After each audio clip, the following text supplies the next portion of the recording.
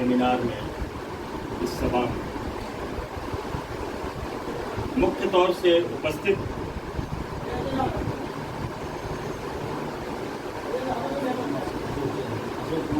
अशोक कुमार जी, पुरुषोत्तम जी, पूर्व मुखिया नागेश्वर जी,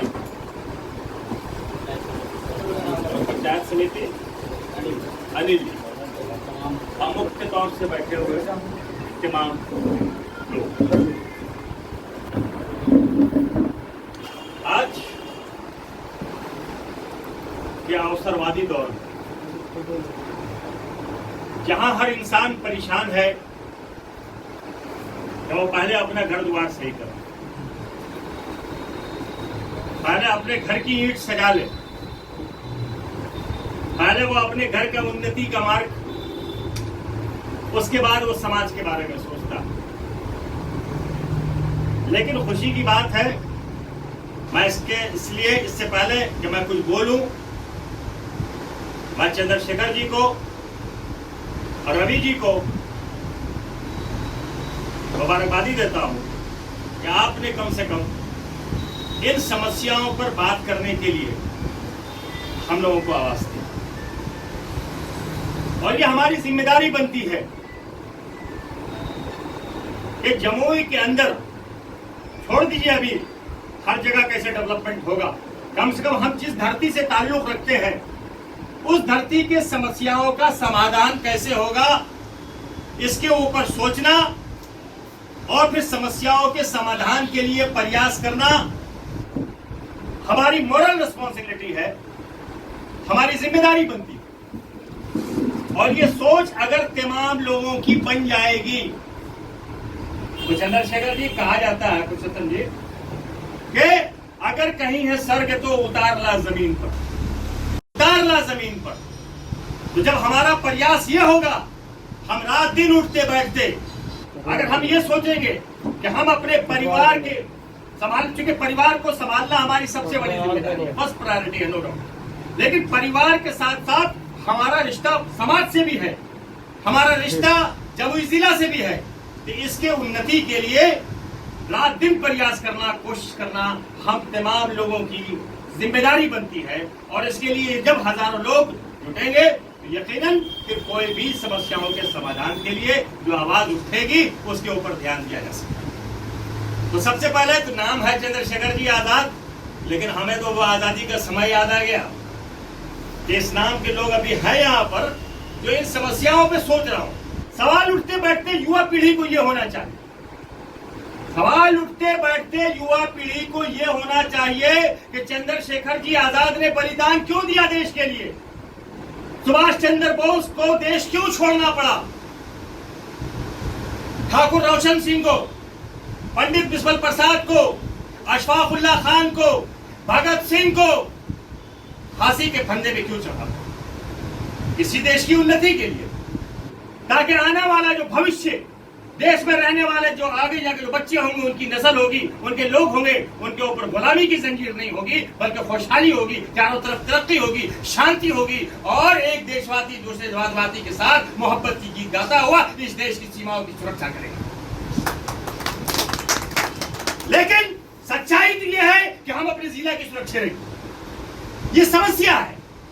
और किसान जिसके बिना, जिनकी उन्नति के बिना, जिनकी खुशहाली के बिना इस देश का सपना अधूरा है।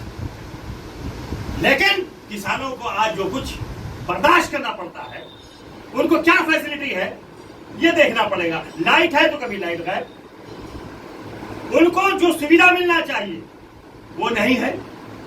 नतीजा यह है कि किसान जितना लागत लगा रहा है खेतों में, उसका भी वसूल उसको हो पा रहा है कि नहीं हो पा रहा है। और अगर परिवार में एक दो को कोई अगर बड़ी बीमारी निकल गई तब तो फिर वो किसान जिंदगी भर परेशान है, मालूम हुआ कि कर्ज के बोझ से दबा हुआ है।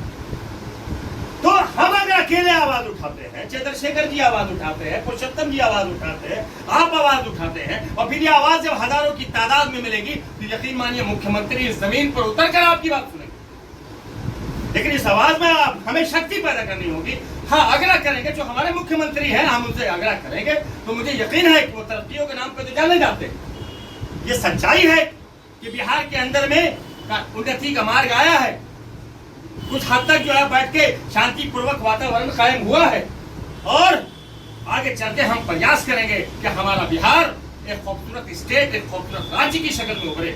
लेकिन आइए इसकी शुरुआत हम जमुई जिला से करते हैं। लिहाजा फिर से मैं आभारी हूँ चंद्रशेखर जी का कि आप ये जो प्रोग्राम आज यहाँ कर रहे हैं, कल इसको बड़े सभा में करने की तैयारी कीजिए। हमारी तरह से हर तरह का सहयोग आपके साथ रहेगा, और हर तरह का, और आप जैसे युवा लोगों को आगे आने की जरूरत है। समाज में उठते बैठते आपके जीवन का एक ही लक्ष्य होना चाहिए कि हमको जमुई को तरक्की के रास्ते पर लेके जाना है, चाहे किसी भी धर्म का हो, चाहे किसी भी मजहब का हो, चाहे किसी भी जात का हो, चाहे बरादरी का हो। जमुई के धरती का पुत्र है वो, और उसकी समस्याओं के समाधान हमारी जिम्मेदारी। यकीनी तौर पर हर समस्या का समाधान करेंगे, और बल्कि हम तो ये भी कहते हैं आपको कि आप एक एनजीओ बनाइए, आप एक एनजीओ बनाइए और सर्वे कीजिए कि कौन कौन किसान है जिनके घर में गरीबी है, जिनके घर में परेशानी है। उस एनजीओ के बैनर से हम उनकी मदद कर सकते हैं, हम उनकी मदद करेंगे। इसके लिए लोगों से हम अपील करेंगे, बातचीत करेंगे। इन किसानों के बल पे हम खड़े हैं। हमारे घर में जो दाना पानी आ रहा है वो इन किसानों की वजह से आ रहा है, इन किसानों की मेहनत की वजह से आ रहा है। इन किसानों की मेहनतें, उनकी उन्नति के लिए क्या करना होगा, इनके शिक्षा का, इनके बेहतरीन स्वास्थ्य का आपको जो है कार्य करना होगा। और आप तो चंद्रशेखर जी, आप तो AWPL से जुड़े हुए हैं, आप तो आयुर्वेद के मैदान में इतना बड़ा काम कर रहे हैं स्वास्थ्य का।